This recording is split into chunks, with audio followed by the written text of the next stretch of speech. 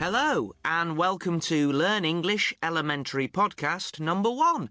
My name's Ravi. And I'm Tess. We're your presenters, and we've got lots of things for you to listen to today. But before we start, I think we should introduce ourselves. Ravi? OK, I'm Ravi. Or I tell you what, I'll introduce you, and you can introduce me. How about that? Well, OK then. This is Tess. She's from London. How old are you? None of your business, Ravi. And she loves dancing and riding her mountain bike, OK? OK. And this is Ravi. He comes from Manchester. He's 23. Oh, aren't you? Oh, yes. He likes football and he's a great cook. Thanks. And there's one more person for you to meet. I'd like to introduce our producer, Gordon. Say hello to everyone, Gordon. Hello. Pleased to meet you. Hi, Gordon. And how are you today? Very well, thank you, Tess. Good. We'll speak to Gordon again later in the show, but now it's time to get on with our programme.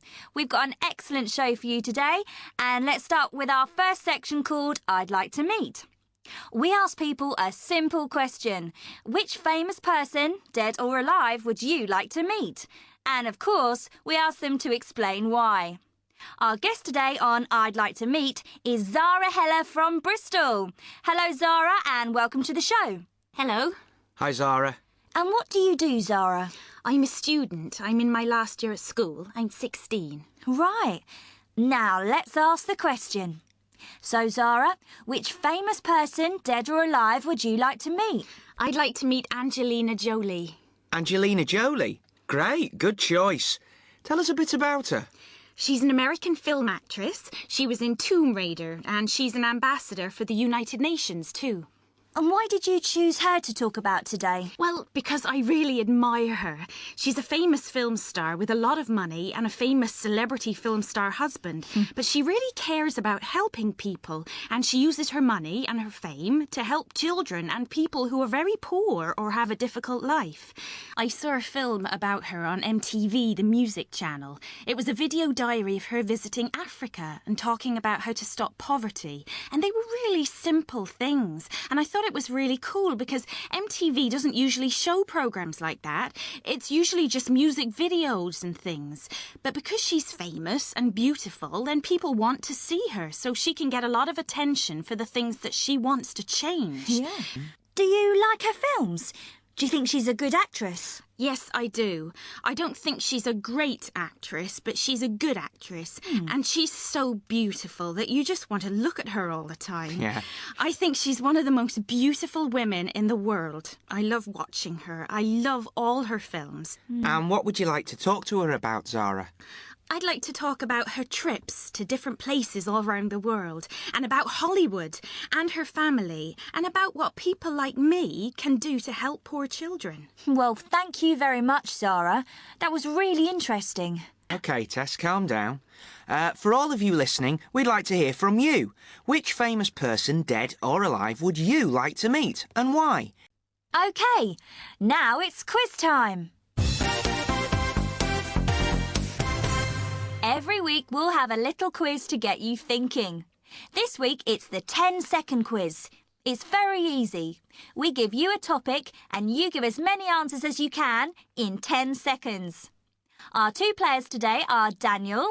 Daniel's 16 and comes from London. Hello, Daniel. Hi. And Alice. Alice is also 16 and she comes from Liverpool. Hi, Alice. Hello. Do you both know what to do? OK. We give you a topic and you have to write down all the words you can think of. For example, we say bathroom and you write a list. Bath, soap, shampoo and so on. As quick as you can. Got the idea? Yeah. Good. OK, let's play. You've got 10 seconds to write down things you can find in a kitchen. OK? So, for example, you could say microwave oven. OK? Things you can find in a kitchen. Go!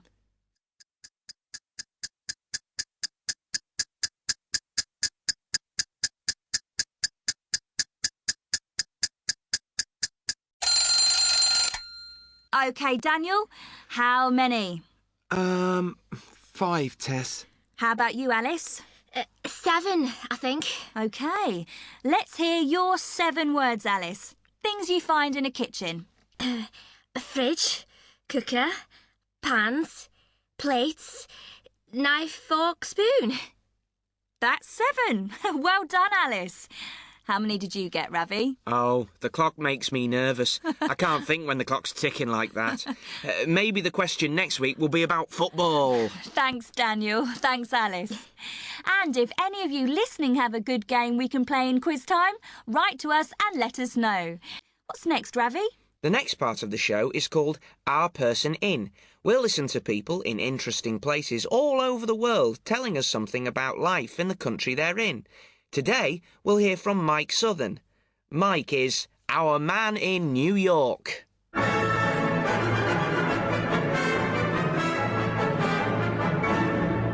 New York. What do you think of?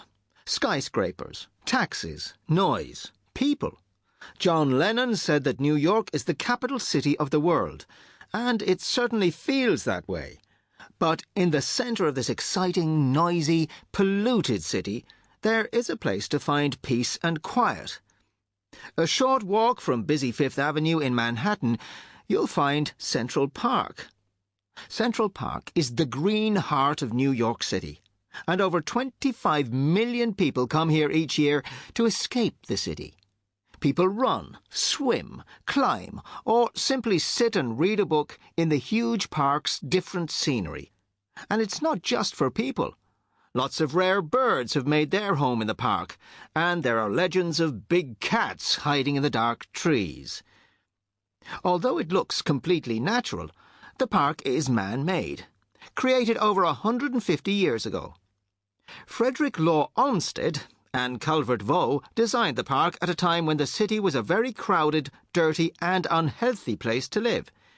They wanted to make a place where rich and poor people could find fresh air in the dirty city. It does the same job today. As a friend of mine always tells me, life in New York would be impossible without Central Park. Wow, really interesting. We'll hear from another one of our people next time. Or if you'd like to write in and tell us something interesting about your city or town, we'd love to hear from you. Now we're going out into the street to listen to Your Turn. In this part of the show, we go out into the street to find out what people think about our question of the day. And today, we're going to ask a question about celebrities, like film stars, actors, singers, who promote charities and ask people to give them money or aid. At the beginning of the show, we listened to Zara from Bristol talking about Angelina Jolie. Zara talked about Angelina Jolie's work for charity, and nowadays lots of famous people, celebrities, do the same. But is it a good idea? So today's question is it a good idea for celebrities to do work for charity? Is it a good idea for celebrities to do work for charity? Interesting question. Let's listen to the answers.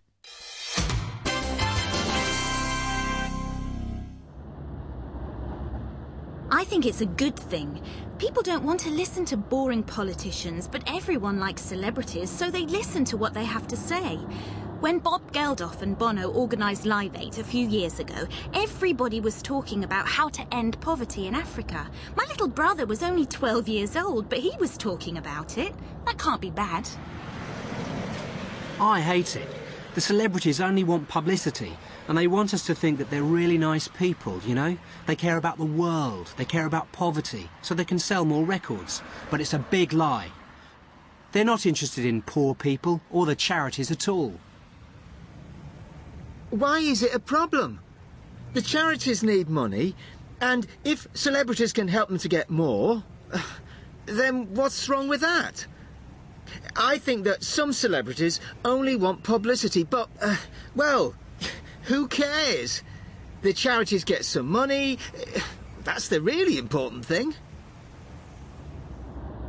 But if you think, for example, Angelina Jolie or George Clooney is really cool, then you want to do the same things that they do.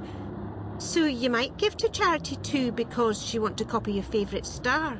I think it's a good thing. Helping people is cool nowadays.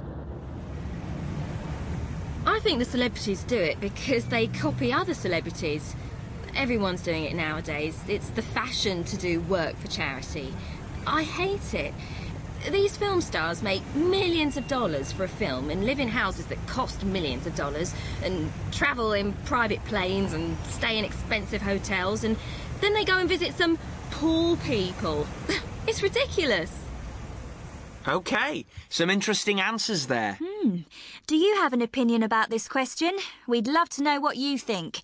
Is it a good idea for celebrities to do work for charity? Or do you have an idea for a question that we could ask on your turn? OK, now it's time to meet Carolina. Carolina is from Venezuela and she's visiting Britain for the first time. It's a big adventure for her. She's going to live, study and she hopes have a good time here in the UK. And we're going with her. Carolina's going to study in Newcastle in the northeast of England. She speaks very good English, but this is her first visit to Britain, so some things are very strange for her. We're going to follow Carolina in our podcasts and listen to some of the conversations that she has in lots of different situations. Today, we're going to hear what happened when she first arrived in Britain from Venezuela. Here's Carolina at Heathrow Airport in London. Let's listen to her conversation at immigration control.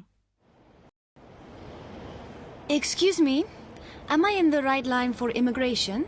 I don't know, dear. It depends. What nationality are you? Venezuelan. No, this queue's for British and European Union members. You need to go over there, where it says other passport holders. Can you see? Oh yes, okay, thank you. Good evening. Good evening. Where have you travelled from today? From Venezuela, from Caracas. Can I see your passport, please? Mm-hmm. Thank you.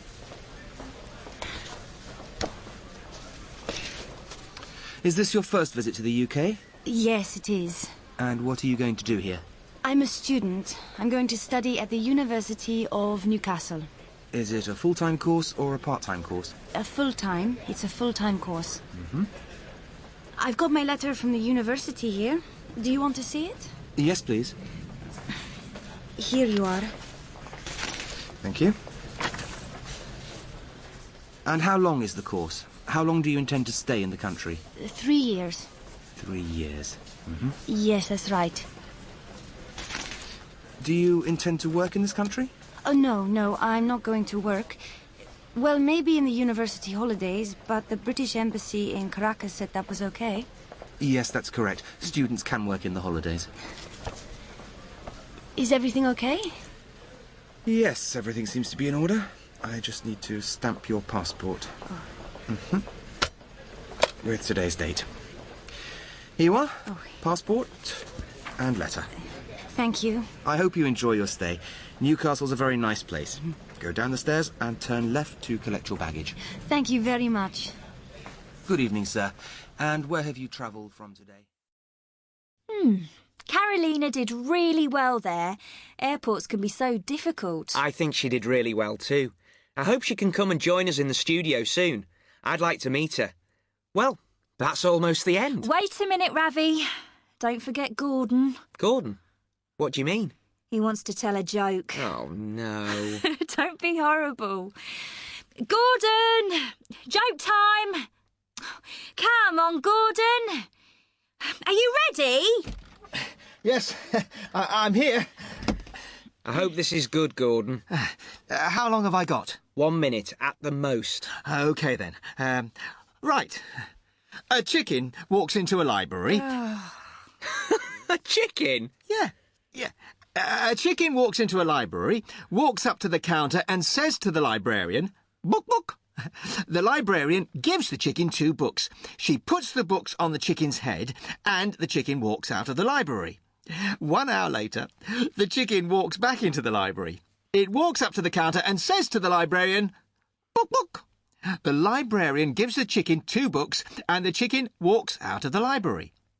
An hour later, this happens again. Book, book. And the chicken walks out of the library with 2 books on its head. But this time, the librarian thinks, this is strange. So she decides to follow the chicken. She goes out of the library and follows the chicken. The chicken crosses the road, walks along the street, turns the corner until it comes to the lake. Sitting by the lake is a big fat frog. The chicken gives the books to the frog, and the frog looks at them and says, "Read it. Read it." Oh, Gordon! That's terrible! And that's the end of this part of the show. We have to go now, but don't go away. After this little break, you're going to hear Tom, our English teacher. After every show, Tom talks about the language you heard and gives you ideas to help you learn. So don't go away, but we'll say goodbye now. See you next time.